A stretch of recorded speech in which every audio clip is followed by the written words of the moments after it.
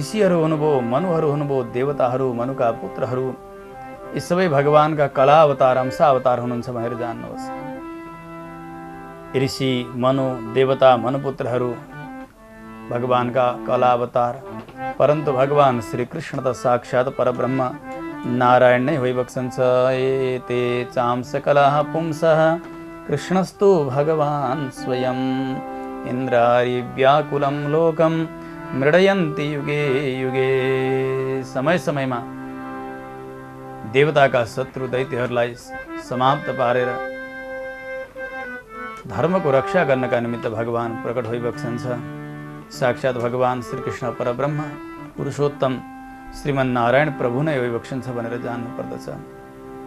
न केवल रामकृष्ण आदि अवतार अपितु यो सारा जगत पनि भगवानको एउटा स्थूल स्वरूप हो भनेर जान्नुपर्दछ। ऋषि हो भगवान सबैका अन्तर्यामी भएर, जीवात्माका अन्तर्यामी भएर रहिबक्सन्छ। सबै इन्द्रियहरूबाट, ज्ञानेन्द्रिय र मनबाट भित्र विषयहरूको अनुभूति गर्दै रहँदा पनि भगवान संसारका पदार्थमा आसक्त होइबक्छन्। यही हो परमात्माको लक्षण भनेको, भगवानको वैलक्षण्य भनेको यही नै हो। भगवान जीवभन्दा यसरी विलक्षण होइबक्छन्छ। कुनै चिजले, संसारका चिजले भगवानलाई आकृष्ट गर्न सकेका हुँदैनन्। हे सौनकादिहरू, हजुरहरू पनि धन्य हुनुहुन्छ। भगवान वासुदेवमा यस प्रकारको प्रगाढ प्रीति हगे। अहो कुर्वन्ति सर्वात्मकमात्मभावं न यत्र भूयः परिवर्तौ ग्रह। भगवान वासुदेवमा यस प्रकारको उच्च भाव, यस प्रकारको समर्पण र यस प्रकारको प्रेम तपाईहरुले गर्नुभएको छ, जसद्वारा तपाईहरुको पुनः यो संसारमा आगमन हुँदैन। हे ऋषि हो, हजुरहरू धन्य हुनुहुन्छ। हजुरहरूका सान्निध्यले म पनि धन्य बनेको छु। यो श्रीमद् भागवत महापुराण साक्षात वेद तुल्य भगवान श्रीहरिको दिव्य चरित्रका रूपले वर्णन गर्नुभयो, प्रणयन गर्नुभयो श्री वेदव्यासजीले। मुक्तिका लागि, लोकमा सम्पत्ति चाहनेलाई सम्पत्तिका लागि, कल्याणका लागि, जसले जुन प्रकारले पनि यस श्रीमद् भागवतको अनुभव गर्न सक्दछन्, अनुष्ठान गर्न सक्दछन्, यस्तो ग्रन्थको रचना गरेर श्री व्यासजीले सुखदेव स्वामीजी जो आफ्ना पुत्र हुनुहुन्थ्यो उहाँलाई अध्यापन गर्नुभयो। श्री सुखदेव स्वामीजीले गंगाजीका तटमा अनसन गरेर बसेका श्री परीक्षितजी महाराजलाई उपदेश गरेका समयमा मेरा आचार्य कृपाले म पनि वहीं प्राप्त भएँ। उहाँका कृपाले मलाई पनि यो ज्ञान प्राप्त भयो। भागवत जति अध्ययन गर्न सकेँ र जति धारण हुन सक्यो र आफ्ना मतिले जति ग्रहण भएको छ त्यही ज्ञान तपाईहरुलाई प्रदान गर्दछु भनेर भागवतको उपक्रम गरिरहनु भएको छ श्री सुखजी महाराज। सौनकले सोध्नुभयो, प्रभु कुन युगमा यो भागवतको रचना भयो, के कारणले भयो, कसले प्रेरणा गरेर व्यासजीले रचना गर्नुभयो? हामीले सुनेका छौं कि सुखदेव स्वामीजी जो अत्यन्त परमहंस विरक्त, संसारमा केवल भगवान मात्र देख्ने त्यस्ता सुखदेव स्वामीजी उहाँको राजर्षि परीक्षितजीका साथमा कसरी मिलन भयो? एक गोदोहन समय मात्र एक ठाउँमा रहने, एक गाई दुहन लाग्ने जति समय हो त्यतिन्जेल मात्र सुखदेव स्वामीजी एक स्थलमा बस्ने, परन्तु 7 दिनसम्म राजर्षि परीक्षितजीका साथमा उपदेश गरेर कसरी रहनुभयो? अभिमन्युका पुत्र श्री परीक्षितजी महाराज, जसको जन्म पनि अत्यन्त आश्चर्य, कर्महरू पनि अत्यन्त आश्चर्यचकित, त्यस्ता पराक्रमशाली पृथ्वीको जसले एक छत्र शासन गर्नुभएको थियो, उहाँले किन यो अतुलनीय ऐश्वर्यलाई त्याग गरेर एकाएक गंगाजीका तटमा जानुभयो? जुन महाराज परीक्षितजीका सन्निधिमा ठुला ठुला राजा महाराजाहरू पनि अनेक प्रकारका सौगातहरू लिएर, भेटहरू लिएर आएर उहाँका चरणमा समर्पण गर्दथे, त्यस्ता परीक्षितजी महाभागवत उहाँले आफ्नो शरीरको पनि ख्याल गर्नु भएन, ऐश्वर्यको पनि ख्याल गर्नु भएन, गंगाजीका तटमा अनसन गरेर बस्नुभयो। के कारण थियो प्रभु? हजुरले हामीले जति सोध्न जानेका छौं, नजानेका पनि कोही विषयहरू छन् भने कृपा गरेर सुनाइदिबक्सियोस् भनेर ऋषिहरूले जब अनुरोध गर्नुभयो, सुतिजीले भन्नुहुन्छ, द्वापर युगका अन्तिम समयमा पराशर महर्षि, उहाँकी पत्नी सत्यवती उहाँका गर्भबाट व्यासजीको जन्म भयो। मेरा आचार्य सुखदेव स्वामीजीका पिताजी व्यासजी। उहाँ जब बढ्न लाग्नुभयो, एक दिन त्रिकालदर्शी हुनुहुन्थ्यो, स्नान गर्नुभयो, सरस्वती नदीमा आचमन गर्नुभयो, एकान्त स्थलमा बस्न लाग्नु भएको छ सूर्योदयका समयमा। अब अगाडिको समयलाई देखेर यी भौतिक प्राणीहरू, मनुष्यको अवस्थालाई देखेर उहाँका हृदयमा दया आउन लाग्यो। हो, दिनानुदिन यिनीहरूको शक्ति ह्रास भइरहेको छ, कालको अत्यन्त डरलाग्दो प्रभाव भइरहेको छ, यिनीहरूको कल्याण के गरी होला, सबै वर्ण र आश्रमको कल्याण के गरी होला भनेर विचार गर्नुभयो। यो चातुर्होत्र कर्म जसले सबैलाई शुद्धता प्रदान गर्ने, शक्ति प्रदान गर्ने, त्यसो हुनाले यो वेद जो समग्र रूपमा रहेको, एकै भागमा एकै रूपमा रहेको वेदलाई ऋग, यजु, साम, अथर्वका रूपले 4 भागमा विभाजन गर्नु पर्यो भनेर व्यासजीले 4 भागमा विभाजन गर्नुभयो वेदको। हेर्नु, वेद एकै हुनुहुन्छ, अनन्ताः वै वेदाः। वेदको सीमा पनि अनन्त छ, यति नै हो भनेर बताउन सकिँदैन। त्यस्ता वेद पुरुषलाई 4 भागमा विभाजन गर्नुभयो व्यासजीले लोक कल्याणका निमित्त। ऋग्वेद पहिलो नाम गरेका शिष्यलाई पढाउनुहुन्छ, सामवेद जैमिनीलाई पढाउनु भयो, यजुर्वेद वैशम्पायनलाई पढाउनु भयो, त्यसै गरी अथर्ववेद दरुणका पुत्र सुमन्तुलाई पढाउनुहुन्छ, र जसलाई पञ्चम वेद भनिन्छ, इतिहास र पुराण ऋषि हो, त्यो 5औं वेद मेरा पिता रोमहर्षणलाई पढाउनु भयो व्यासजीले। यसरी वेदको विभाग गर्नुभयो, शिष्य प्रशिष्य, उहाँका शिष्य हुँदै हुँदै वेद पनि अनेक शाखामा विभक्त हुन लागे। जो स्त्रीहरू हुनुहुन्छ, माताहरू, उहाँहरूलाई मासिक धर्म इत्यादिको बाधा हुने, साङ्गोपाङ्ग वेद अध्ययन गर्नका निमित्त उहाँहरूलाई अत्यन्त शरीरले पनि थुन्ने हुनाले के गरी उहाँहरूको कल्याण होला, जो शूद्रहरू हुनुहुन्छ उहाँहरूका लागि पनि के गरी कल्याण होला भनेर उहाँहरूको कल्याणको उपाय सोच्न लाग्नुभयो व्यासजीले। र समग्र वेदकै अर्थ रूपले श्री महाभारतको रचना पनि गर्नुभयो। 17 पुराणहरू पनि रचना गरिसकेका छन्।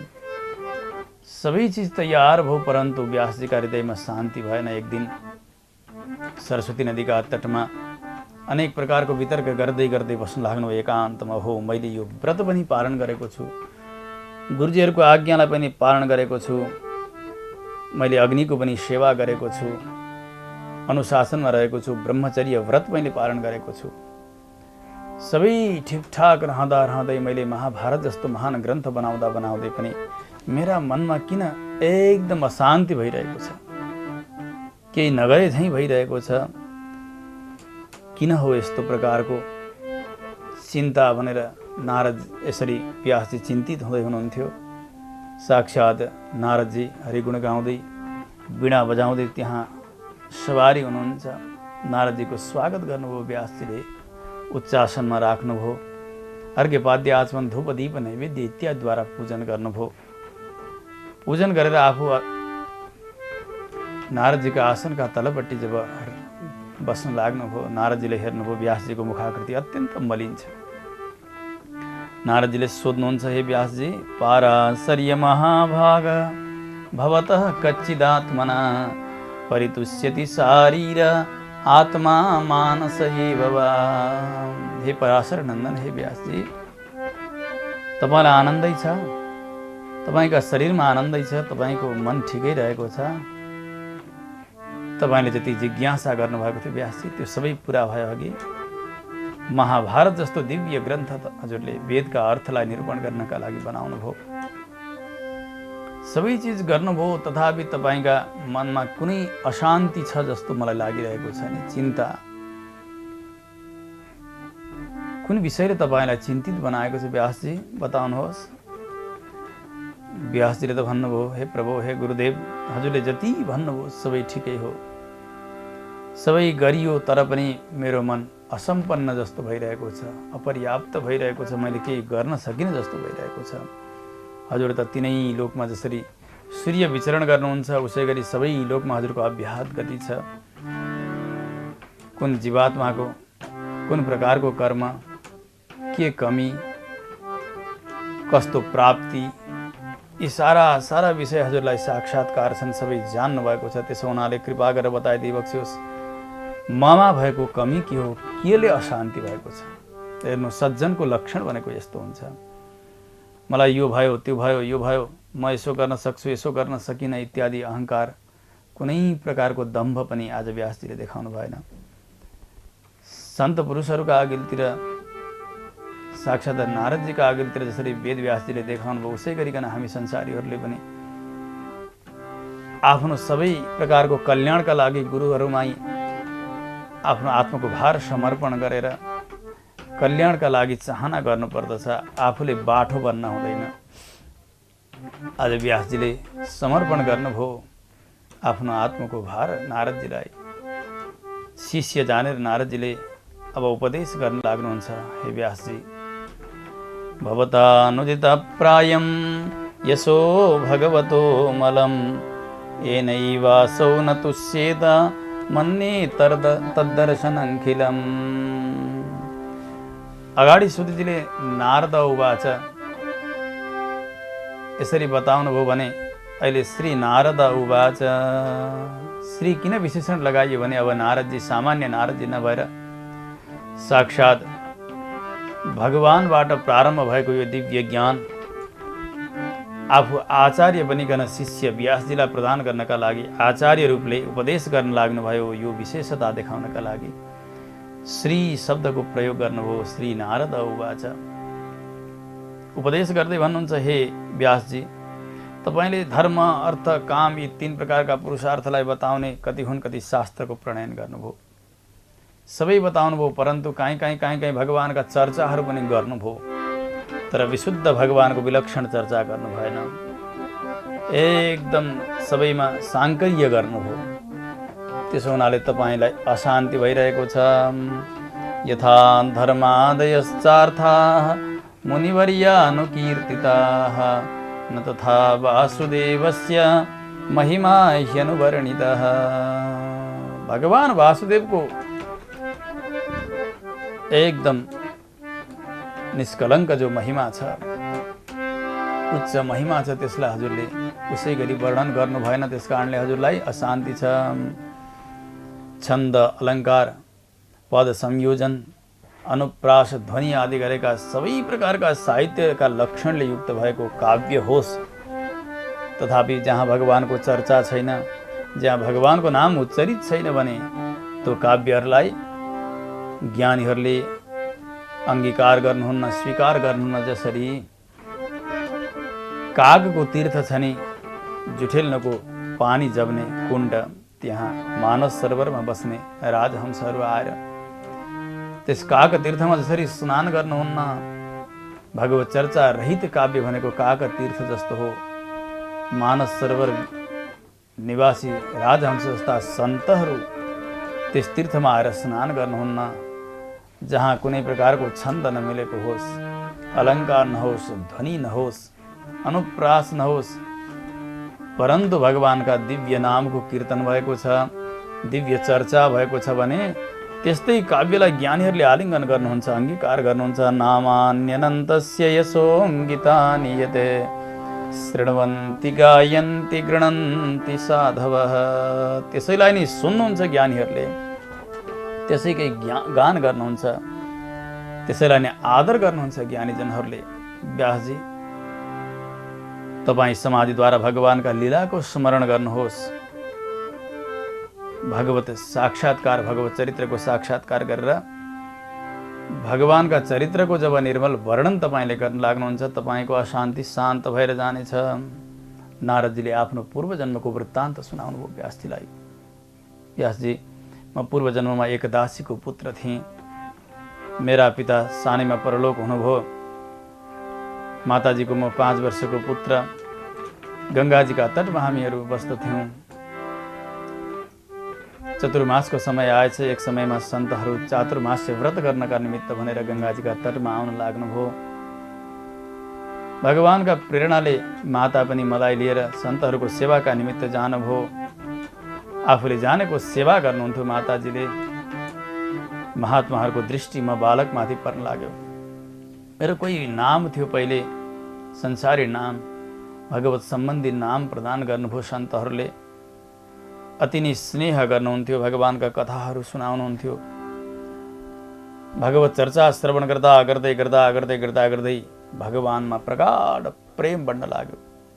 म पनि त बालक थिएँ नि, मलाई कति कति साथीहरू आउँथे, आओ खेल्न जाउँ, परन्तु मलाई कुनै प्रकारको सांसारिक क्रीडामा इच्छा थिएन। केवल म त भगवानका नामसँग खेल्दथेँ, भगवानका गुणसँग खेल्दथेँ।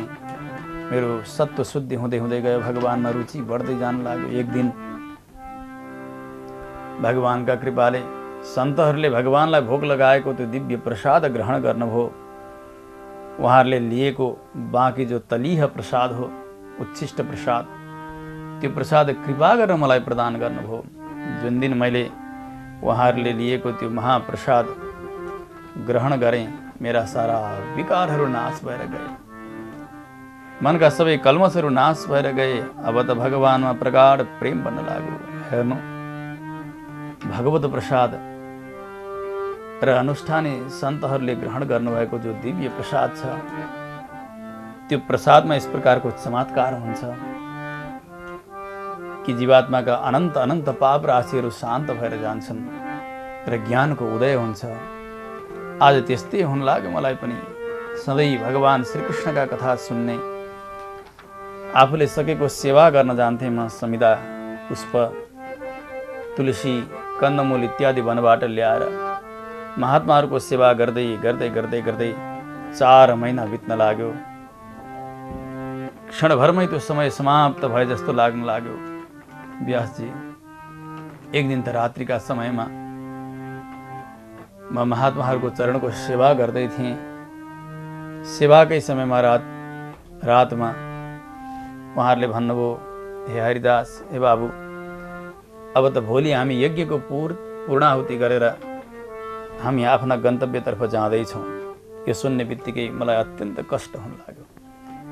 आजसम्म सन्तहरूको साथमा यसरी भगवत चर्चा श्रवण गर्दै गर्दै दिन बितिरहेको, एकाएक अब उहाँहरू जान लाग्नुभयो भन्दा धेरै ठुलो आघात हुन लाग्यो। मलाई रुन लागेँ, कराउन लागेँ। रात्रिका समयमा सन्तहरूले बडा दिव्य ज्ञान प्रदान गर्नुभयो। भगवानको ध्यान गर्ने विधि पनि बताउनुभयो, भगवानको स्तुति गर्ने प्रक्रियालाई पनि बताउनुभयो। बाबु, यसैबाट तिम्रो कल्याण हुनेछ भनेर बिहानी आफ्नो नित्यकर्म समापन गरेर यज्ञको पूर्णाहुति गरेर सन्तहरू जान लाग्नुभयो। धेरै दुःख हुन लाग्यो। माता र म सन्तहरूको दर्शन गर्दै अन्तिम विदाईमा रुँदै रुँदै विदाई गर्दैछौँ। उहाँहरू जानुभयो। जबसम्म उहाँहरूलाई देख्यौँ, उतैतर्फ हामीले हेरिरह्यौँ। उहाँहरूका चरणबाट उडेका धुलाका कणहरू देख्यौँ, जेलसम्म पनि उतैतर्फ हेर्न लाग्यौँ। अन्तिममा अब आफ्ना कुटियामा प्रवेश गरियो। नारदजी बताउनुहुन्छ, हे व्यासजी, मेरी आमा, उहाँको एकमात्र पुत्र म, जहाँ जहाँ जानुहुन्थ्यो, कोही ज्ञानीहरूलाई भेट्नुहुन्थ्यो, उहाँले भन्नुहुन्थ्यो, यो मेरो बाबुलाई आशीर्वाद हजुरले दिनुहोस्। सधैँ मेरो योग र क्षेम कल्याणको कामना गर्ने मेरी आमा। परन्तु सारा जगत भगवानका अधीनमा रहेछ कि एक दिन त हातमा गाई दुहुनका लागि ढुङ्ग्रो हातमा लिएर गौशालातर्फ जान लाग्नुभयो। साँझमा प्रारब्धका प्रेरणाले एक विषालु सर्प त्यहाँ बसेको रहेछ। त्यसले डङ्ग माताजीलाई गोडामा डस्न लाग्यो। तत्काल माताजीको शरीर छुट्यो। माताजीको वियोगमा धेरै रुन लागेँ, म कराउन लागेँ। ओहो, एकमात्र मेरी रक्षा गर्ने मेरी आमा आज मलाई छोडेर कहाँ जानुभयो नि भनेर जब रोदन गर्न लागेँ। फेरि केही समय पछाडि आफूलाई नि सम्हाल्न लागेँ मैले। व्यासजी, ओहो, जबसम्म माताजी हुनुहुन्छ तबसम्म त उहाँले आफ्नो स्नेह पासले मलाई बाँधेर भगवत चिन्तन गर्नका लागि बाधक जस्तो बनिरहनु भएको थियो। आज भगवानले यो पास हटाइदिनु भएको छ। केवल अब मेरा लागि त भगवान मात्र रहनुभयो भन्ने विचार गरेर, अनुग्रह मानेर मैले माताजीलाई त्यही कुटियामा अन्तिम संस्कार गरेँ, अग्नि प्रदान गरेँ, परिक्रमा गरेँ, प्रणाम गरेँ र उत्तर दिशातर्फ जान लागेँ। गाउँ, खेत, त्यसै गरी वन उपवनहरू पार गर्दै गर्दै ठुला ठुला सहरहरू पनि पार गर्दै गर्दै म एक जङ्गलभित्र प्रवेश गरेँ। विचित्र डरलाग्दो वन छ। जङ्गली जनावरहरूको आवाज सुनिन्छ। म हिँडिरहेको छु। भोक लागेको छ, प्यास लागेको छ, प्रचण्ड गर्मी छ। एउटा सरोवर मिल्यो। नदीका सन्निधिमा गएर त्यस सरोवरमा आचमन गरेँ, जलपान गरेँ। त्यस पछाडि एकछिन विश्राम गर्नु पर्यो भनेर एउटा पिप्पलका वृक्षका फेदमा गएर म विश्राम गर्न लागेँ। जस्तो प्रकारको स्वरूपको चिन्तन गर्नका लागि आज्ञा भएको थियो सन्तहरूले, त्यस्ता शङ्खचक्र गदा पद्मधारी परमात्माको दिव्य स्वरूपको चिन्तन गर्न लागे। हृदयमा अति नै छटपटी भइरहेको छ, अति नै त्वरा भइरहेको छ भगवानको दर्शनका निमित्त। भगवानले एक झलक दर्शन पनि दिनुभयो। औत्कण्ठ्याश्रुकलाक्षस्य हृद्यासीन मे शनैर्हरिः प्रेमातिभर निर्भिन्न पुलकाङ्गोति निर्वृतः। भगवानको दिव्य दर्शन हुने बित्तिकै मेरो शरीर अत्यन्त रोमाञ्चित हुन लाग्यो, पुलकित हुन लाग्यो। ओहो, त्यस्तो सौन्दर्यले युक्त भगवानको स्वरूपमा मानव म पनि त्यही सरावर बने। एकाएक भगवानले आफ्नो स्वरूपलाई, आफ्नो झाँकीलाई समेटिदिनु भयो। भगवान अन्तर्धान हुनुभयो। म अत्यन्त छटपटाउन लागेँ, रुन लागेँ, कराउन लागेँ। उस बेला भगवानले आकाशवाणीद्वारा सङ्केत गर्नुभयो। हन्तास्मिन् जन्मनि भवान् मां द्रष्टुमिहार्हति अविपक्वकषायाणां दुर्दर्शोऽहं कुयोगिनां। हे बाबु, यस जन्ममा तिमीले मलाई प्राप्त गर्ने छैनौ। जसको साधना सिद्ध भएको छैन त्यस्ता कुयोगीहरूले मलाई सहजै प्राप्त गर्न सक्दैनन्। तिमीलाई त म प्रति प्रेम उत्पन्न गराउनका लागि मैले यो सौन्दर्य सहित स्वरूपको दर्शन गराएको। बिस्तारै बिस्तारै यही स्वरूपको चिन्तन गर्दै गर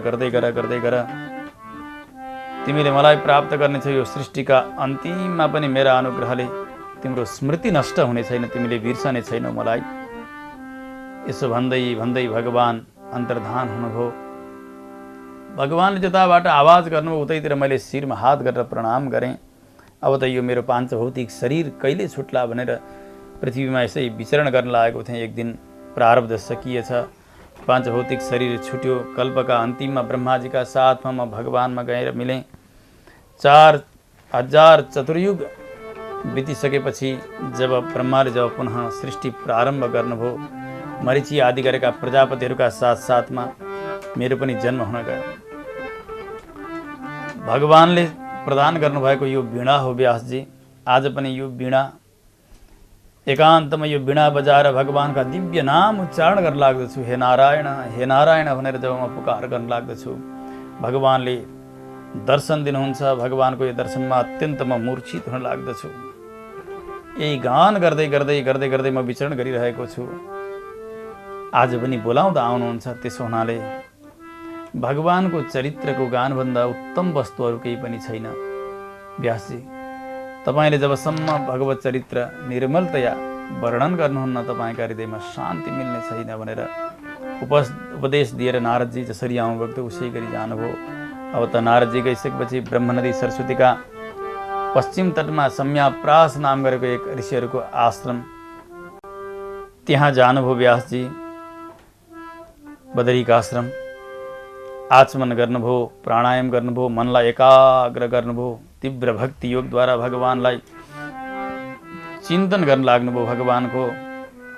त्यस समयमा 3 तत्त्वको साक्षात्कार गर्नुभएको छ। हेर्नु व्यासजीले, अपश्यत पुरुषं पूर्वं मायां च तदपाश्रयां यया सम्मोहितो जीव आत्मानं त्रिगुणात्मकम्।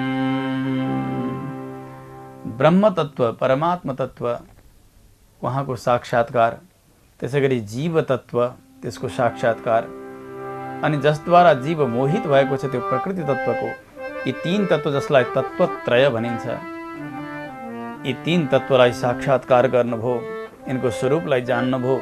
भगवानका जति जति लीलाहरू भएका छन् आजसम्म ती सबै समग्र उपस्थित हुन लागे व्यासजीलाई। त्यसै समयमा अत्यन्त प्रगाढ भक्तिका साथ व्यासजीले श्रीमद् भागवतको प्रणयन गर्न लाग्नुभयो। भागवतको रचना भयो, अब कसलाई यो प्रदान गर्ने होला यो दिव्य ज्ञान? यसको उत्तम अधिकारी भनेका त साक्षात् सुखदेव छन्। कहाँ गएका होलान्? उनलाई कसरी बोलाउने होला? चिन्तित हुनुभयो व्यासजी। अब सुखदेव स्वामीजीलाई अनेक उपाय गरेर बोलाउने प्रयास गर्नुहुन्छ। एक समय त व्यासजीका शिष्यहरू गुरुजीका आज्ञाले सुखदेव स्वामीजी जुन वनमा रहिबसेको थियो त्यहाँ जान लाग्दछन्। जाओ हेर, सुखदेव भन्दा उत्तम अधिकारी भागवतका अरू कोही पनि छैनन्। यो ज्ञान म उनलाई प्रदान गर्न चाहन्छु। तिमीहरू जानु, गएर कुनै न कुनै उपायले सुखदेवलाई यहाँ लिएर आउनु। व्यासजीले आज्ञा दिनुभयो। भागवतका केही श्लोकहरू रटाएर व्यासजीले पठाउनु पनि भयो आफ्ना शिष्यहरूलाई। सुखदेव स्वामीजीका वरिपरि शिष्यहरू बसेका छन्। बडा सुन्दर ढङ्गबाट भागवतका केही श्लोकको गान गर्नुभयो शिष्यहरूले। त्यसमध्ये आचार्यहरू आज्ञा गर्नुहुन्छ, पहिलो भगवानको यो दया गुणलाई पुष्टि गर्ने, प्रकाश गर्ने एक प्रकारको दिव्य श्लोक उच्चारण गर्नुभयो व्यासजीका शिष्यहरूले। अहो वकीयं स्तनकालकूटं जिघांसयाप्याययदप्यसाध्वी लेभे गतिं धातृचितां ततोऽन्यं कम्बा दयालुं शरणं ब्रजेम। ओहो, त्यो पूतना राक्षसी जसले मेरा प्रभुलाई समाप्त पार्नका लागि आफ्ना स्तनमा हलाहल नाम गरेको विष मिसाएर गई। त्यस्तै पुतनाको विषपान गर्दै, प्राणपान गर्दै भगवानले आफ्नै आमालाई जुन गति दिनुपर्ने हो, मुक्ति गति, अर्चिरादि गति, त्यो गति प्रदान गर्नुभयो त्यस्तै राक्षसीलाई त भने भगवान श्रीकृष्णभन्दा अरू को दयालु होला? आज माता मानेर, स्तनपान गराई भन्ने मानेर भगवानले मुक्ति प्रदान गर्नुभयो। कस्तो हो मेरा प्रभुको दया! उहाँभन्दा अरू को दयालु होला र मैले कसका शरणमा जाउँ? यस प्रकारको भावले परिपूर्ण भएको जब श्लोक सुखदेव स्वामीले सुन्नुभयो व्यासजीका शिष्यहरूबाट, उहाँका नेत्र खुले। सोध्नुभयो, कहाँबाट यो सिक्नुभयो, कहाँबाट प्राप्त गर्नुभयो यो श्लोक? व्यासजीका शिष्यहरूले भने, हे स्वामिन, हाम्रा आचार्यका सन्निधिमा यस्ता 18,000 श्लोक छन्। भगवानको दयाको अनुभव गर्दा गर्दै गर्दा गर्दै पुनः सुखदेव स्वामीजीलाई समाधि लाग्यो। शिष्यहरू फर्किएर आए, सबै हाल सुनाइदिए व्यासजीलाई। व्यासजीले भन्नुभयो, त्यसो भए यो अर्को एक श्लोक गएर तिमीहरूले सुनाऊ। भगवानको दिव्य झाँकीले युक्त भएको श्लोक वाचन गर्न लागे शिष्यहरूले गएर। बरहापीडं नटवरवपुः कर्णयोः कर्णिकारं बिभ्रदवासः कनककपिशं वैजयन्तीं च मालां रन्ध्रान् वेणोरदरसुधया पूरयन् गोपवृन्दैः वृन्दारण्यं स्वपदरमणं प्राविशद गीतकीर्तिः। ओहो भगवान वन प्रवेश गर्न लाग्नु भएको छ। मयूरपङ्ख शिरमा लगाउनु भएको छ।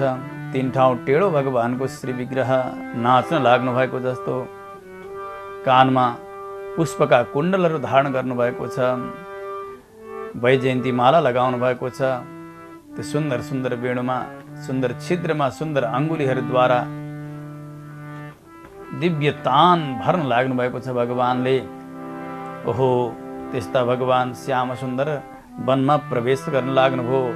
वेणु बजाउँदै बजाउँदै भन्ने यस प्रकारको भावले युक्त भएको जो भगवानको झाँकीलाई वर्णन गर्ने श्लोक सुन्नुभयो सुखदेव स्वामीजीले। उहाँको समाधि टुट्यो।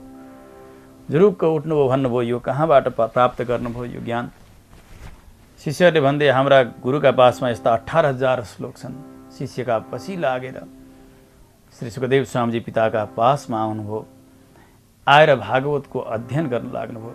सुतजी बताउनुहुन्छ, हरेर गुणाक्षिप्तमतिः भगवान् बादरायणिः अध्यगान् महदाख्यानं नित्यं विष्णुजनप्रियः। भगवानका भक्तको यो लक्षण। ओहो, आज भगवानका गुणले समाधिमा रहेका ब्रह्मचिन्तन गर्दै गरेका सुखदेव स्वामीजीको मन पनि आकृष्ट भयो।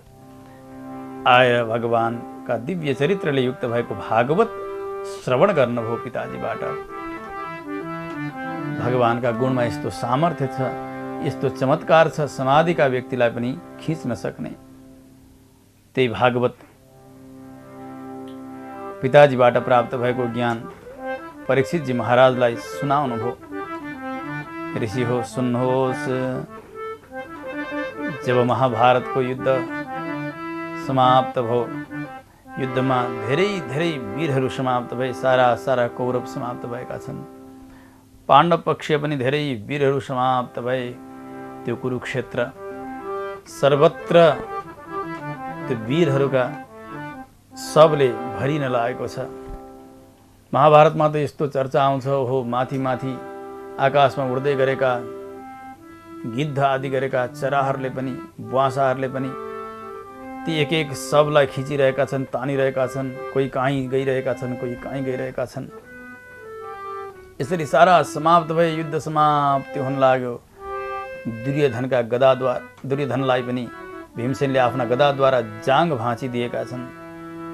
दुर्योधन मरणासन्न भएर लडिरहेका छन् भीमका गदाद्वारा। आफ्ना मित्र पनि, युवराज पनि अब उनको अन्तिम इच्छा के छ त्यो पूर्ति गर्नु पर्यो भनेर द्रोणाचार्यका पुत्र अश्वत्थामा जान लाग्नुभयो। दुर्योधनका सन्निधिमा गएर दुर्योधनलाई सम्बोधन गर्दै गर्दै भन्नुभयो कि महाराज महाराज, तपाईको अन्तिम इच्छा के छ? म के सेवा गरौँ यस्ता समयमा? दुर्योधन अत्यन्त दुष्ट थिए। हेर्नु, उसको दुष्ट्याइ अन्तिम अवस्थामा पनि गएको छैन। अश्वत्थामासँग भन्न लागे दुर्योधनले, हे मित्र, यदि तिमी प्रसन्न छौ र मेरो अन्तिम इच्छा पूर्ति गर्न चाहन्छौ भने मलाई 5 पाण्डवको शिर छेदन गरेर लिएर आऊ। मेरोका शिर हेरेर मर्ने इच्छा छ। आफ्ना मित्रको प्रिय गर्नका लागि रात्रिका समयमा अश्वत्थामा अब पाण्डवका शिविरतर्फ प्रस्थान गर्न लागिरहेका छन्। हातमा तलवार लिएका छन्। सर्वत्र सन्नाटा छाएको छ, अन्धकार बढेर गएको छ। भगवान जान्नुहुन्थ्यो के भइरहेको छ, के गर्न लागिरहेका छन् यिनीहरू। 5 पाण्डवलाई, द्रौपदीलाई पनि साथमा लिएर भगवान अर्कैतिर सवारी भयो। बिस्तारै बिस्तारै बिस्तारै दुर्योधनका आज्ञाले अश्वत्थामा पाण्डवका शिविरभित्र प्रवेश गरे। सुतेका 5 पाण्डवका बालक द्रौपदीका गर्भबाट प्रकट भएका। भगवानले जाने समय उनीहरूलाई पनि जानका लागि भन्नुभएको थियो, परन्तु दैवी प्रेरणा, हेर्नु, प्रारब्ध, यी बालकहरू मानेका थिएनन्। द्रौपदीजीले आफ्ना कक्षमा सुताइदिनु भएको थियो 5 बालकलाई। आज अश्वत्थामा भित्र प्रवेश गरे। यसो हेर्दाखेरि 5 पाण्डव सुतिरहेको जस्तो लाग्यो। हातमा तलवार लिएर छपाछप्ती 5 बालकको शिर छेदन गर्न लागे। 5लाई समाप्त पारे, एक वस्त्रमा पोको पारेर अश्वत्थामाले रात्रिका समय लिएर आए। आर्य दुर्योधनलाई भन्दछन्, महाराज महाराज, हजुरको अन्तिम इच्छा मैले पूर्ण गरिदिएको छु। 5 पाण्डवको शिर मैले काटेर लिएर आएको छु। दुर्योधनले भन्यो, मित्र, यहाँ लिएर आऊ नजिकमा, म तिनीहरूको शिर स्पर्श गरेर मर्न चाहन्छु। 5 शिर लगेर नजिकै राखिदिए। कष्टका साथ दुर्योधनले यसो स्पर्श गर्न लागेका त कलिला कलिला ती बालकहरूका शिर।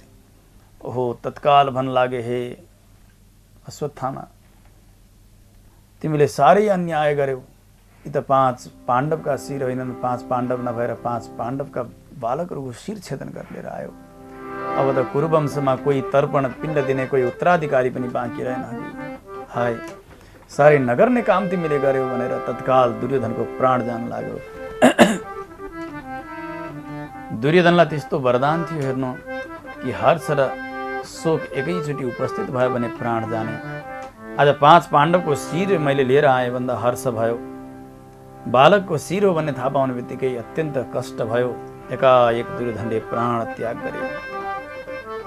अब अश्वत्थामा डराउन लागेका छन्। भगवान पाण्डवलाई, द्रौपदीलाई लिएर शिविरमा प्रवेश गर्नुभयो। यता सरासर सरासर द्रौपदीका कक्षभित्र प्रवेश गर्दा त 5 बालकका धडहरू मात्र लडिरहेका छन्।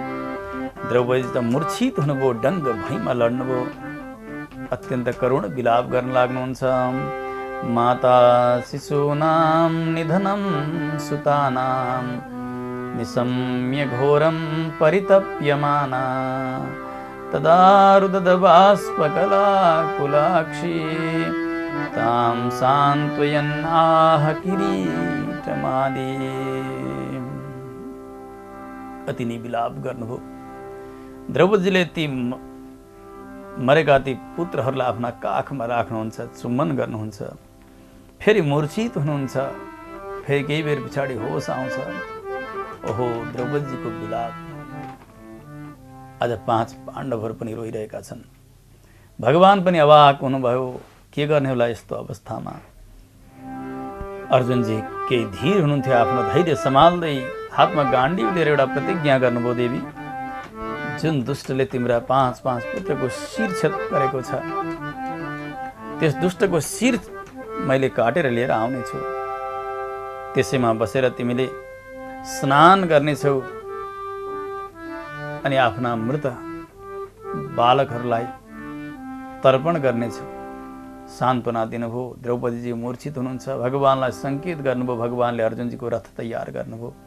अर्जुनजी रथमा आरूढ हुनुभयो। भगवानले एकदम तीव्र गतिले त्यो रथलाई अगाडि बढाउन लाग्नुभयो। अश्वत्थामा डराए, त्यहाँबाट अर्को रथ लिएर उनी पनि अगाडि अगाडि भाग्दछन्। भगवान अर्जुनजीको रथका साथमा पछाडि पछाडि अगाडि अगाडि अश्वत्थामा। धेरै अगाडि गइसकेपछि अश्वत्थामाका घोडाहरू थाक्न लागे, रथबाट उत्रिए, पैदल भाग्न लागे। भगवानले अर्जुनजीको रथ जब नजिक नजिक नजिक नजिक लिएर जानुभयो, आफ्नो आत्मरक्षाका निमित्त उनले अन्तिम एउटा प्रयास गरे, ब्रह्मास्त्र सन्धान गरे। ब्रह्मास्त्र छोडे अर्जुनलाई समाप्त पार्नका लागि। आकाश मार्ग र त्यो ब्रह्मास्त्र अग्निको ज्वालो जस्तो बनेर आउन लाग्यो। आकाशका ग्रहहरू पनि विचलित हुन लागे, पृथ्वी थरथर थरथर काँप्न लागेकी छन्। अर्जुनजी डराउनु भयो, भगवानका चरणमा परेर भन्नुहुन्छ, कृष्ण कृष्ण महाबाहो भक्तानां अभयङ्कर त्वमेको दह्यमानानां अपवर्गोऽसि संस्कृते। हे कृष्ण, हे प्रभु, हजुर भक्तलाई अभय प्रदान गर्नेवाला होइबक्सन्छ। सबै प्रकारका तापले सन्तप्त भएका जीवात्माहरूको रक्षा गर्ने हजुर नै होइबक्सन्छ। हजुर नै ईश्वर होइबक्सन्छ। हे प्रभु, नजाने यो अग्नि ज्वालो मलाई लक्ष्य गरेर आइरहेको छ, के हो यो, रक्षा गरिबक्सियोस्। भगवानले यसो विचार गरेको त द्रोणाचार्यको पुत्र अश्वत्थामाले प्रहार गरेका छन्। ब्रह्मास्त्र आज्ञा भयो अर्जुनलाई, हे अर्जुन, तिमीले पनि यो ब्रह्मास्त्रका लागि ब्रह्मास्त्र नै सन्धान गर्नुपर्नेछ। उनलाई केवल ब्रह्मास्त्र छोड्न आउँछ, परन्तु तिमीलाई त गुरुले ब्रह्मास्त्र उपसंहार गर्ने पनि विद्या सिकाउनु भएको छ। भगवानका आज्ञाले भगवानलाई चरणमा साष्टाङ्ग गरेर अर्जुनजीले पनि ब्रह्मास्त्र छोडिदिनु भयो। अब अश्वत्थामाले छोडेको ब्रह्मास्त्र, अर्जुनले छोडेको ब्रह्मास्त्र एक आपसमा आकाशमा टकराउन लागे। एकदम ठुलो आवाज हुन लाग्यो, ग्रहहरू झर्न लागेका छन्, पृथ्वी थरथर थरथर काँप्न लागेकी छन्, हाहाकार हुन लाग्यो, प्राणीहरू आत्तिन लागेका छन्। भगवानले भन्नुभयो, अर्जुन अब यो ब्रह्मास्त्रलाई उपसंहार गर। भगवानका आज्ञाले बिस्तारै ब्रह्मास्त्रलाई शान्त गराउनु भयो अर्जुनजीले। भगवानले अश्वत्थामाका नजिकै रथ पुर्याउनु भयो। अर्जुनजी उत्रनुभयो, एक पशुलाई समाते जस्तो गरिकन समात्नुभयो। रस्सीले बाँधेर जसरी पशुलाई लिएर आइन्छ उसै गरिकन शिविरतर्फ लिएर आउन लाग्नुभयो भगवानले अर्जुनजीका साथमा। बाटामा सम्झाउनुहुन्छ, हे अर्जुन, धर्म जान्ने व्यक्तिले जो असावधान छन् तिनलाई मार्दैनन्, जो मातिएका छन् उनलाई पनि मार्दैनन्, पागललाई मार्दैनन्, सुतेकालाई मार्दैनन्, बालकलाई मार्दैनन्, स्त्रीलाई मार्दैनन्, विवेक शून्य जो छन् तिनलाई पनि मार्दैनन्, शरणमा आएकालाई मार्दैनन्, जो विरथ बनेका छन् त्यस्ता शत्रु भए पनि मार्दैनन्, डराएका शत्रुलाई मार्दैनन्। परन्तु हेर हेर, यो अश्वत्थामा जसले बालकको हत्या गरेको छ त्यो पनि रात्रिका समयमा सुतेका अवस्थामा, त्यसो हुनाले यो मार्नका लागि अत्यन्त योग्य छ, यसलाई मार। तदसौ बध्यतां पाप आततायात्मबन्धुः भर्तुश्च विप्रियं वीर कृतवान् कुलपांसनः। यो कुलको अंगार हो, यसलाई मार्न पर्दछ। भगवान सम्झाउँदै हुनुहुन्छ। अब त शिविरमा लिएर आइयो, एउटा पशुलाई घिसड्दै लिएर आए जस्तो गरिकन भगवान अर्जुनजीका साथमा अश्वत्थामालाई लिएर आउन लाग्नुभयो। अर्जुनजीले बिस्तारै बिस्तारै शिविरभित्र लिएर जानुभयो द्रौपदीजीका कक्षमा। द्रौपदीलाई सम्बोधन गर्दै भन्नुहुन्छ, हे देवी, देवी सुन सुन, तिम्रा पुत्रको हत्यारो दुष्टलाई मैले लिएर आएको छु, भन के सजाय दिउँ यसलाई। शिर निहुराएको छ पाप कर्म गरेर। अश्वत्थामाले थरथर काँपिरहेका छन्। द्रौपदीजीका आँखा खुले, यसो हेर्दा त साक्षात् आचार्य पुत्र गुरुपुत्र आउनुभएको छ। जुरुक्क उठ्नुभयो, गएर अश्वत्थामाका चरणमा साष्टाङ्ग दण्डवत गर्नुभयो। निरीक्ष्य कृष्णापकृतं गुरोस्सुतं वामस्वभावा कृपया ननाम च। कस्तो स्वभाव भएकी हुनुहुन्थ्यो हेर्नु द्रौपदीजी। एकाएक मुखबाट द्रौपदीजीका आवाज निस्कन लागे, मुच्यताम मुच्यताम एष ब्राह्मणो नितरां गुरुः। यहाँलाई छोडिदिनुहोस्, छोडिदिनुहोस्, छोडिदिनुहोस्। यहाँ ब्राह्मण हुनुहुन्छ, हजुरहरूका आचार्य हुनुहुन्छ, जुन गुरुका पासमा रहेर रहस्यले सहित धनुर्विद्या तपाईँहरूले अध्ययन गर्नुभयो, छोड्ने उपसंहार गर्ने सबै कलाहरू सिक्नुभयो, जुन गुरुका कृपाले यो अतुलनीय वैभव तपाईँहरूले प्राप्त गर्नुभएको छ, त्यस्ता आचार्य द्रोणाचार्य नै पुत्र रूपले रहनु भएको छ। श्रुतिले भन्दछन्, आत्मा वै जायते पुत्र इति वेदानुशासनम। पिता परलोक भइसकेपछि पुत्रमा पिताजीको हंस आएर बसेको हुन्छ भनेर, त्यसकारणले साक्षात् गुरु नै विराजमान हुनुहुन्छ। यस प्रकारको पाप गर्न मिल्दैन। आज मेरा पुत्रहरूको मृत्युमा जसरी म रोइरहेकी छु, मेरी गुरुआमा गौतमीका आँखामा म आँसु देख्न चाहन्न। त्यसो हुनाले छोडिदिनुहोस् यहाँलाई। मारोदिद अस्य जननी गौतमी पतिदेवता, यथाहं मृतवत्सार्दा रोदिम्यश्रुमुखी मुहु। मेरी गुरुमाता, उहाँलाई यो मेरो कष्ट जस्तो कष्ट नहोस्। पुत्र मरणको कष्ट मैले अनुभूति गरेकी छु, त्यसो हुनाले छोडिदिनुहोस्। ब्राह्मण कुलको अपमान भयो भने सारा क्षेत्रीय राजाहरू समाप्त हुन्छन्, वैभव समाप्त हुन्छ, ऐश्वर्य समाप्त हुन्छ। यस प्रकारले धर्म, न्याय, करुणा सबैले युक्त भएको छलकपट रहित वाक्य जब बोल्न लाग्नु हो द्रौपदीजी, नकुल, सहदेव, त्यसै गरी युधिष्ठिर महाराजले पनि समर्थन जनाउनुभयो, भगवानले पनि जनाउनुभयो। परन्तु भीमसेनजीलाई अत्यन्त क्रोध भइरहेको छ, हातमा गदा लिएर झम्टन लाग्नुहुन्छ, यस्ता दुष्टलाई मार्न पर्दछ भनेर। अब के गर्ने होला? भगवानका मुखाकृतितर्फ यसो हेर्नुभयो अर्जुनजीले।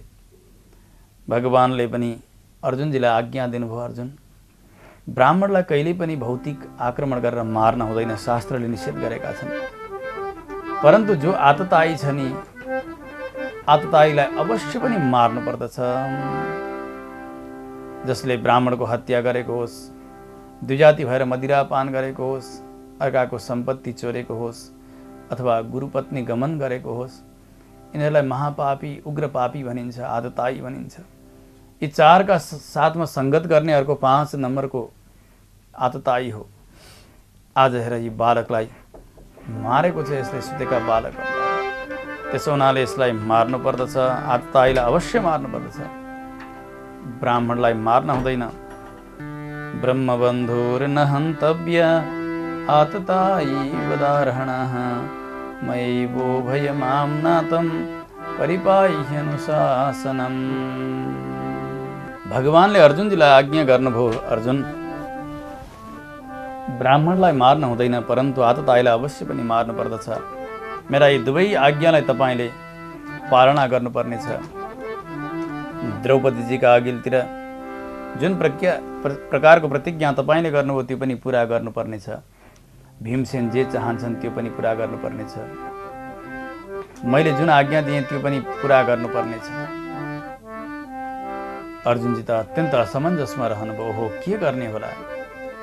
ब्राह्मणलाई मार्न हुँदैन, आततायीलाई मार्न पर्दछ। भगवानले पनि कस्तो आज्ञा भएको हो। केही बेर यसो भगवानको दर्शन गर्नुभयो। भगवानको यस्तै आज्ञा होला भन्ने विचार गर्नुभयो अर्जुनजीले। र अश्वत्थामाका शिरमा भएको त्यो ब्रह्मतेज मणि थियो, त्यो मणि खिचेर लिनुभयो। त्यहाँबाट 4 पाटा मुण्डन गराएर गलहत्याएर त्यस शिविरबाट धकेल दिनुभयो। अश्वत्थामालाई अत्यन्त दुखी बनेर अश्वत्थामा गए लज्जित भएर। सुतजी आज्ञा गर्नु छ ऋषि हो, ब्राह्मणलाई साङ्घातिक भौतिक आक्रमण गर्न हुँदैन, त्यसरी मार्न हुँदैन। जसले महापाप गरेका छन् त्यस्ता ब्राह्मणलाई 4 पाटा मुण्डन गराइदिने, उनको सर्वस्व हरण गर्ने, उनी जुन स्थान छन् त्यो स्थानबाट उनलाई च्युत गराइदिने, यो नि ब्राह्मणका लागि वध हो। दैहिक वध ब्राह्मणलाई गर्न हुँदैन। यसरी अश्वत्थामा गए।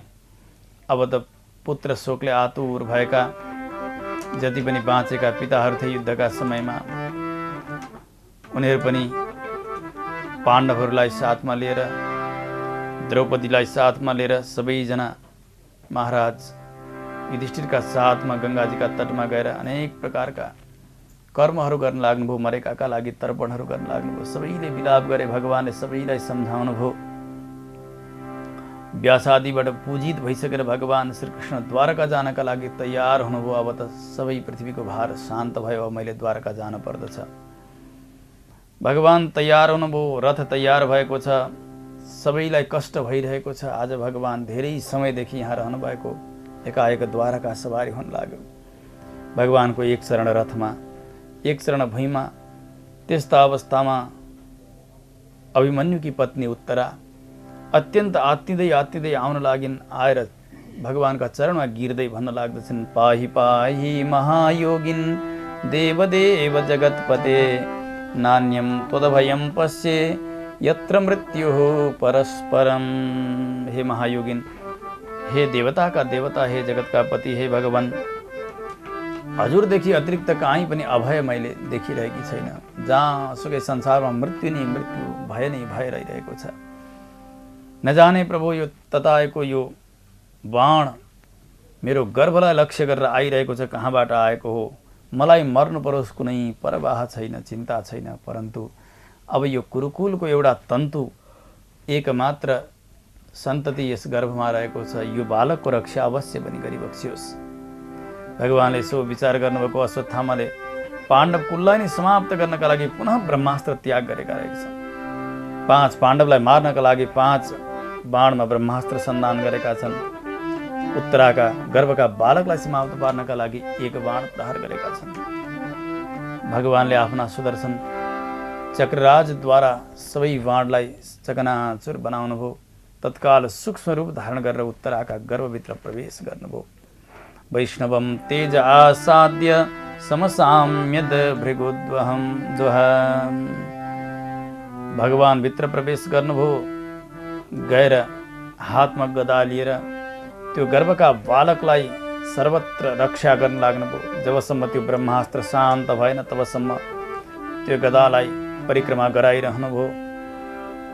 ब्रह्मास्त्र शान्त भयो। भगवान अब गर्भबाट बाहिर निस्कनुभयो। फेरि द्वारका जानका निमित्त उद्यत हुनुभयो। भगवान यी सबै घटना आज कुन्ती महारानीले आफ्ना आँखाले देखिरहनु भएको थियो। आजसम्म त भगवान भनेर जान्नु भएको थिएन देवी कुन्तीले, परन्तु आजको यो भगवानको लीलालाई देखेर भगवानलाई चिन्नुभयो। कुन्ती महारानी भगवानका चरणमा गिर्दै बडा सुन्दर स्तुति गर्न लाग्नुहुन्छ। नमस्ये पुरुषं त्वाद्यं ईश्वरं प्रकृतेः परं, अलक्ष्यं सर्वभूतानां अन्तर्बहिरवस्थितम्। हे प्रभु, हजुर पुरुष हुनुहुन्छ, आद्य पुरुष, जगतका आदि कारण हजुर हुनुहुन्छ।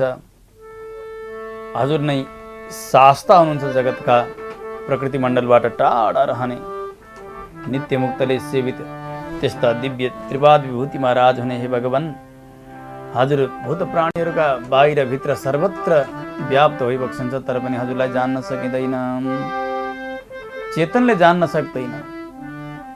हे प्रभु, हजुर र जीवका बीचमा मायाको पर्दा लागेको छ।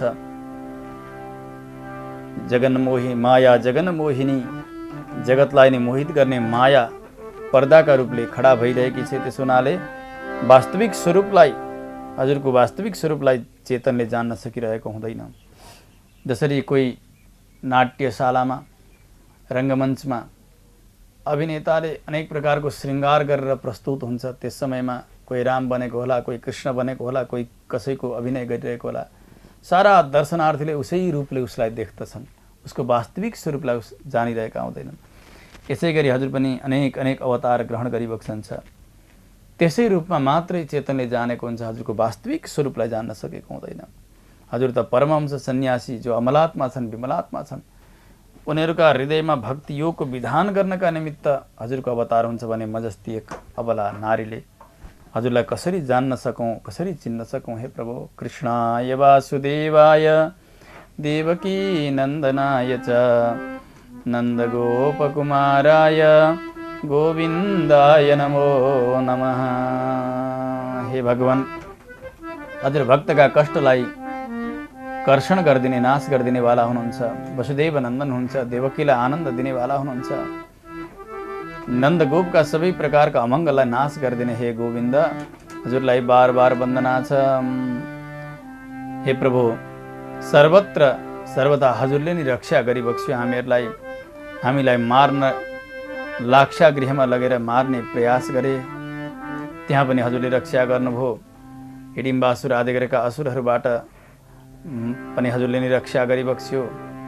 दूत सभामा पनि हजुरले रक्षा गरिबक्स्यो। वनवासमा जति जति आपत्ति भए सबै प्रकारका आपत्तिमा हे प्रभु, हे कृष्ण, हजुरले नै रक्षा गरिबक्स्यो। मृधे मृधेनेक महारथास्त्रतः द्रोण्यस्त्रतश्चास्म हरेभिरक्षिताः। यो महाभारतका युद्धका समयमा पनि अनेक प्रकारका शस्त्र अस्त्रहरूबाट हजुरले नै रक्षा गर्नुभयो।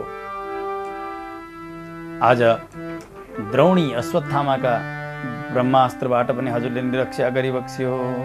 हे रक्षक, हे भगवान, जब कुन्ती स्तुति गर्नुभयो, भगवानले भन्नुभयो, हे कुन्ती महारानी, हे दिदी, जब मलाई ईश्वर भनेर कुनै चेतनले जान्दछ भने उसलाई अवश्य पनि मैले वरदान दिनुपर्दछ। माग्नुहोस् मबाट, के अभिष्ट वरदान चाहनुहुन्छ तपाईँले? कुन्ती महारानीले बडा दिव्य वरदान माग्नुभयो। इतिहासमा न कसैले मागे यस्तो वरदान, न अब कसैले माग्ने छन्। हेर्नु, कुन्ती महारानी भन्नुहुन्छ, हे प्रभु, विपदः सन्तु न शश्वत तत्र तत्र जगद्गुरो भवतो दर्शनम यत् स्याद् अपुनर्भव दर्शनम। जीवनमा हामीलाई विपत्ति नै विपत्ति मिलोस्। जब विपत्ति आइलाग्दछ त्यस समयमा हजुरको स्मरण बन्दछ।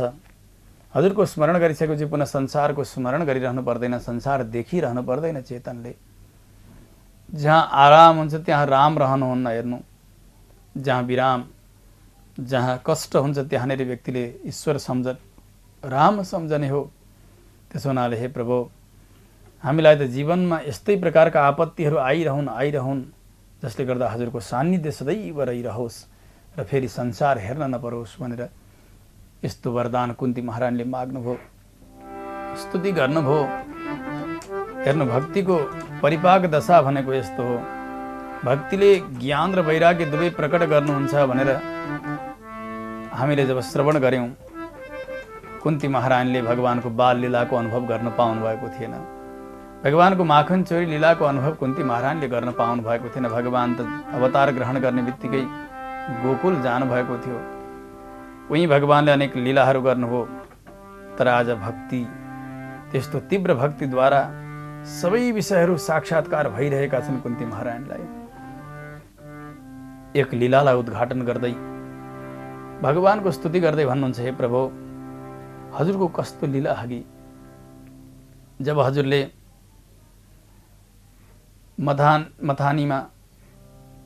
मथानी लगाएर दही मन्थन गर्दै गरेका समयमा भोकाए जस्तो गएर माँ यशोदाको मथानी समात्नु भयो। माँ, मलाई भोक लाग्यो। मन्थन गर्न छोडेर काखमा राखेर दुध पिलाउन लाग्नुभयो। यशोदा मैयाले चुलामा बसाएको दुध उम्लेर जान लाग्यो। तत्काल हजुरलाई भैँमा राखेर दौडनु भयो। मैया,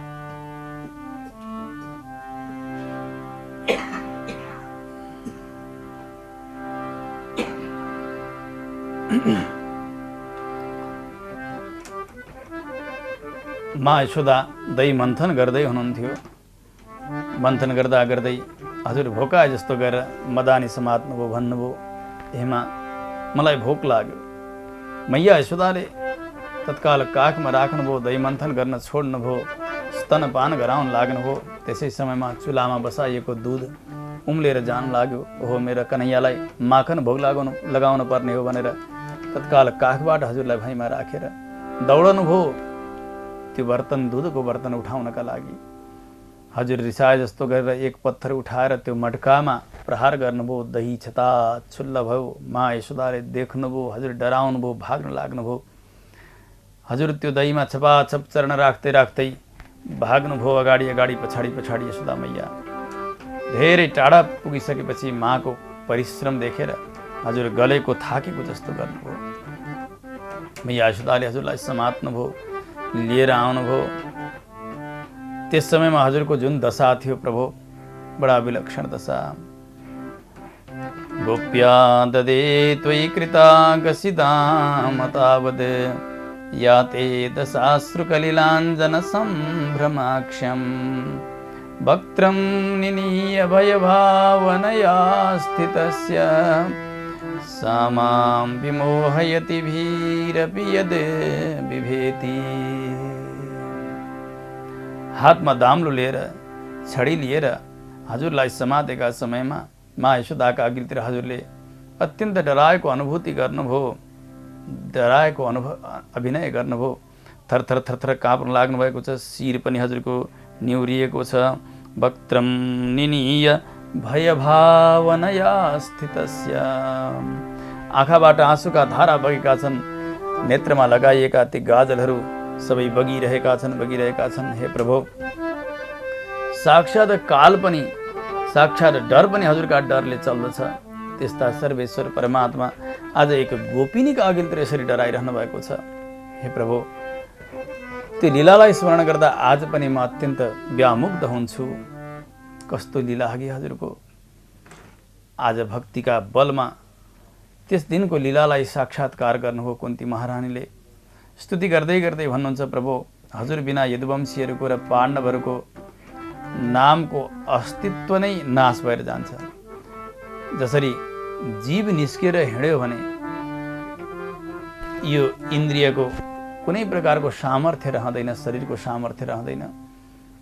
हजुर पनि सबैका सत्ता हुनुहुन्छ, सबैका रक्षक हुनुहुन्छ। यदुवंशीहरू र पाण्डवका आधार बनेका हजुर नै हुनुहुन्छ। प्रभु, अरू केही पनि चाहदिन।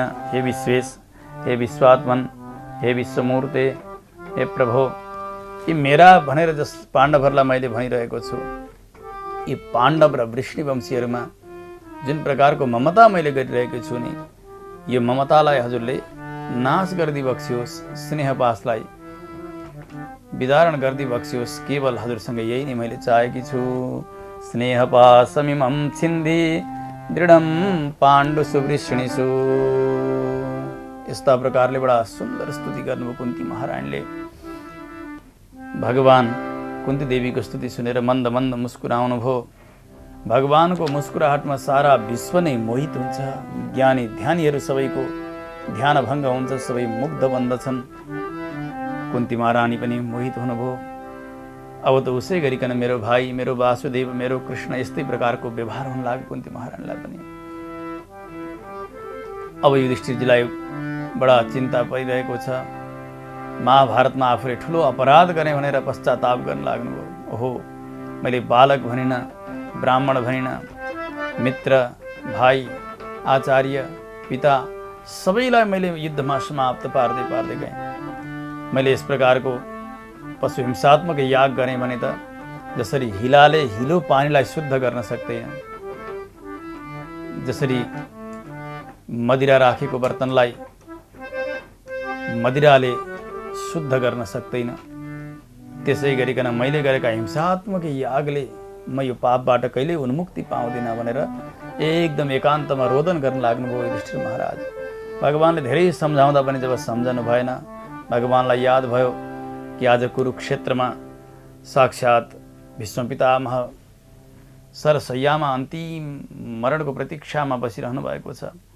उहाँलाई नि सबै पाण्डवहरूले मान्दछन्, सारा विश्वले मान्दछ। उहाँद्वारा नै उपदेश गराउनु पर्यो भनेर भगवानले 5 पाण्डव, द्रौपदी, पर्वत, नारद, धौम्य, बादरायण आरती गरेका ऋषिहरूलाई पनि साथमा लिएर भगवान हस्तिनापुरबाट कुरुक्षेत्रतर्फ सवारी भयो।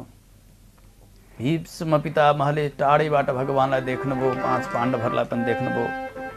भगवानको आगमनका समयमा भीष्म पितामहले उठेर स्वागत गर्न सक्नु भएन। हेर्नु, शरीरभरि बाण लागिरहेका छन्। अत्यन्त कष्ट भयो उहाँलाई, भगवानको स्वागत गर्न नपाउने भए। परन्तु बिस्तारै बिस्तारै मनद्वारा नै भगवानको स्वागत गर्नुभयो, पूजन गर्नुभयो। हृदयस्थम पूजयामास मायोपात विग्रहम।